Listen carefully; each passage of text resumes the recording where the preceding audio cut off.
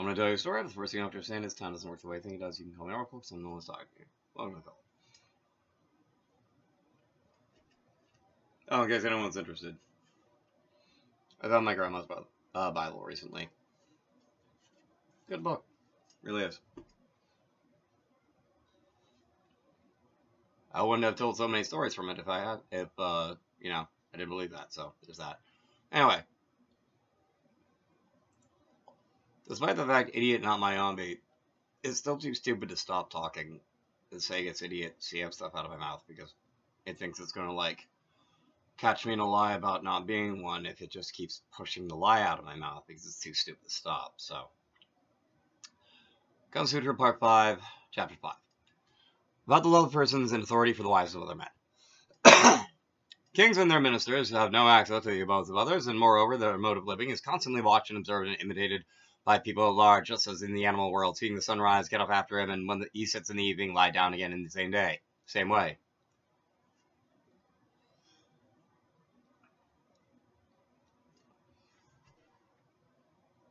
Presidents, kings, Sarvajiva, unless they only have one leg. Actually, no. Even if they only have one leg, they still gotta put on their pants one leg at a time. Persons in authority should not therefore do any improper act in public, as such are impossible from their position and would be deserving of censure. You act a Murka as a Raja. People call you Murka. You stop being a Raja. But if they find that such act is necessary to be done, and should make use of the proper means as described by the following paragraphs. The headman of the village, the king's officer employed there, and the man whose business is to glean corn, can gain over female villagers simply by asking them. It is on this account that the class of women are called unchaste women by voluptuaries.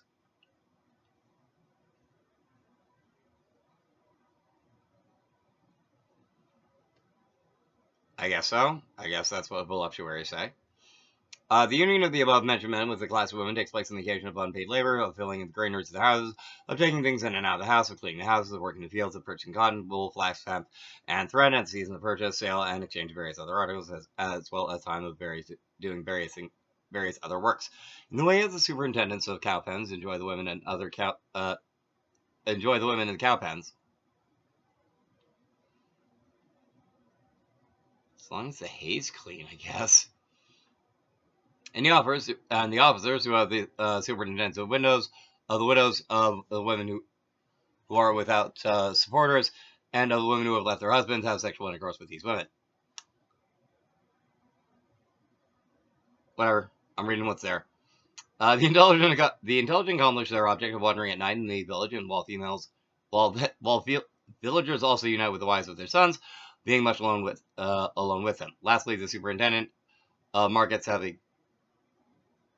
a great deal to do with the female villagers at the time they're making purchases in the market.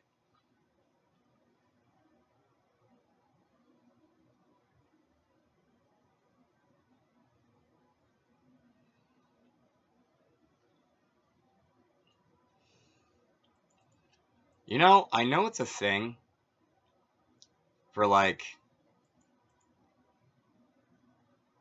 women to cheat on their husband with their husband's dad, but, like, whoa, gross. I know it's a thing, but, like, gross. Like, not a fun kind of gross. Well, I mean, I suppose it's for them it's fun, but, like, ew. It's not okay. Like, that's the kind of keeping in the family that ain't okay. During the festival of the 8th month, or 8th moon, during the bright half of the moon of Nagashirsha, as also during the moonlight festival of the month of Kartika, and the spring festival of Chaitra, the women of the cities and towns generally visit the women of the king's harem and the royal palace.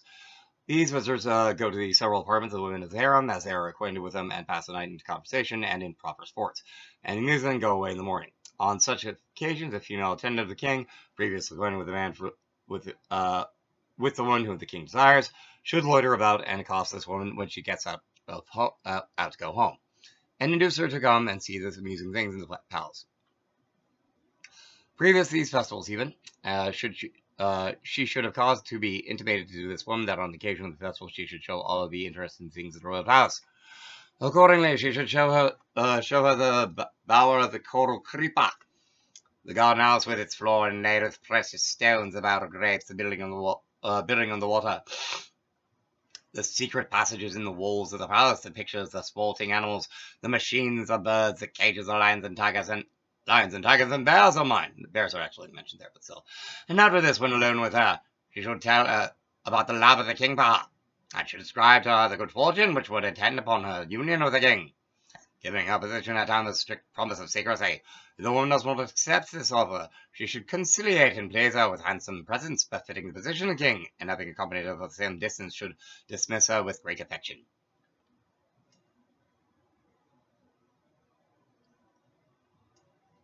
Sometimes women are honored for the king to be like, you.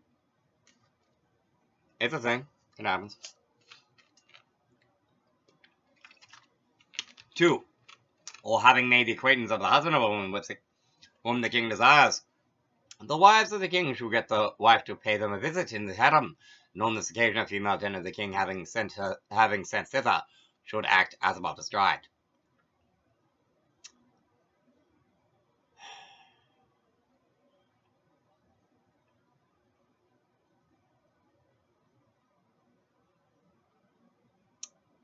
In my opinion, you got a harem. What you doing looking at random citizens' wives, yo? Like, I suppose you can do it, but like, I don't know, maybe it's just a different culture thing, and it's like, it would be a great honor for the king to sleep with your wife. Like, I don't know, maybe. But like, eh.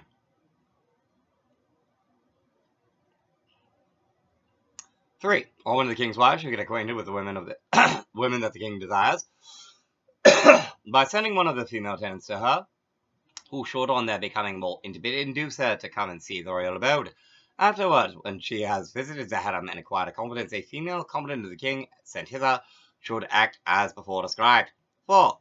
Or the king's wife should invite the woman whom the king desires to come to the royal palace, so that she might see the practice of the art in which the king's wife may be skilled, and after she has come to the harem, a female attendant of the king sent thither should act as before described. 5. Or a female beggar in league with the king's wife should say to the woman desired by the king, when whose husband may have lost his wealth or may have some cause of fear from the king, this wife of the king has influence over him, and she is, moreover, naturally kind-hearted. We must therefore go to her in this matter, and I shall arrange for your entrance to the harem, and she will do away with all cause of danger or fear from the king. If the woman accepts this offer, the female beggar should take her 2 or 3 times to the harem, and the king's wife there should give her a promise of protection. After this, when the woman, delighted with her reception and promise of protection, again goes to the harem, then a female attendant of the king sent thither should act as directed. Yeah, there's a big thing in like this of like, I've noticed this throughout the comics. There's like one of the like recurring themes that's like, it's like there pretty regularly, but it's not like the main thing, is like, how do I best phrase this? It's like exactly that. It's women like basically deciding to take a lover to protect their husband from something.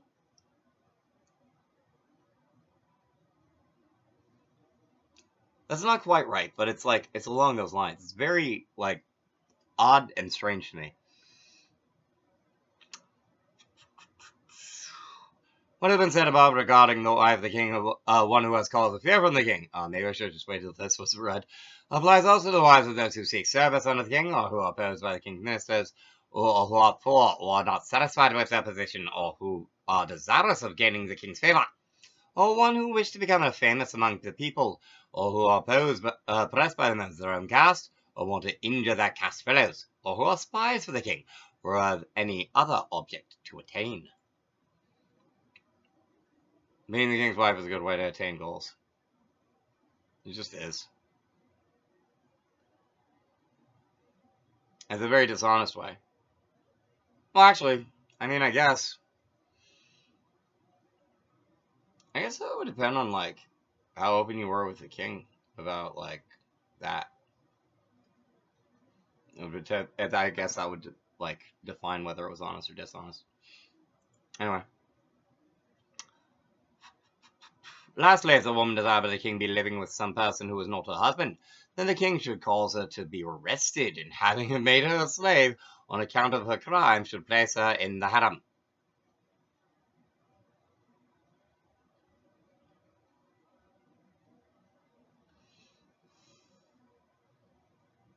I wonder if that's why there's a stigma about people living together who are unmarried. Because, like, in ancient times, the king could, like, it was actually literally a crime, and, like, the woman could get arrested and stuff. That would make a lot of sense. Or the king should cause his ambassador to quarrel with the husband of the woman desired by him, and should then imprison her as the wife of the enemy of the king, and this by this means should be placed in place her in the harem. Ah, wife of an enemy of the king. That's actually a specific word in Sanskrit. Huh. Interesting. Thus ends the means of gaining over the wives of others secretly. The above mentioned ways of gaining over the wives of men are chiefly practiced by palaces of kings, but a king should never enter the abode of another person, for Abira, the king of the Koltas, was killed by a washerman while in the house of another, and in the same way Jayasana, the king of the Kashis, was slain by the commandment of his cavalry. I think that's sort of like old-time, like, castle doctrine. Like, king's a king, but, like, king's in your house does something that, like, anyone else would get killed for. Gets killed for it. You may die. But, like, everyone will be like, kings who go in other houses and do, go into common people's houses and do that sort of thing, they get themselves killed. It just happens. But according to the customs of some countries, there are facilities for the king to make love to the wives of other men. Thus, in the countries of Andhras, the newly married daughters of the people thereof enter the king's harem with some parents with some presents on the 10th day of their marriage, and having been enjoyed by the king, are then dismissed. Huh. I wonder if that's where the idea of prima noctum comes from. Like, that completely BS notion of, like, the king on the first night that's like a couple gets married, basically, like, has the option / is obligated / always of, like, having the first night of the marriage be, like, his instead of, like, the couple's. Which is just, like, a BS core concept to me. And this is still kind of BS, but at least this one, it's 10 days later as opposed to on the first night. God. The whole notion of prima nocta is nasty. In a not okay way. And I mean nasty like not nasty beats. Not grimy beats, just grimy. Alrighty. In the country of the Latsagolmas, the wives of chief ministers are bridged by the king and every king and knight to serve him. In the country of the Vaidarbas, the beautiful wives of the inhabitants pass a month in the king's harem under the pretense of affection with the king. In the country of Aparatakas, the people have gained beautiful wives as presents to the ministers and the kings. And lastly, in the country of Sarashtas, the women of the city and the country enter the royal harem for the king's pleasure, either together or separately. There are also 2 verses on the subject as follows. The above and other ways are the means of employed in different countries by kings with regard to the lives of other men, but a king who has the welfare of his people at heart should not on any account put them into practice. There we go. A king who has conquered the 6 enemies of mankind becomes the master of the whole earth. Now I really want to know what the 6 enemies of mankind are. Alright. And that is the Kama Sutra. Chapter 5, Part 5. Thank you for watching. Please feel free to comment below.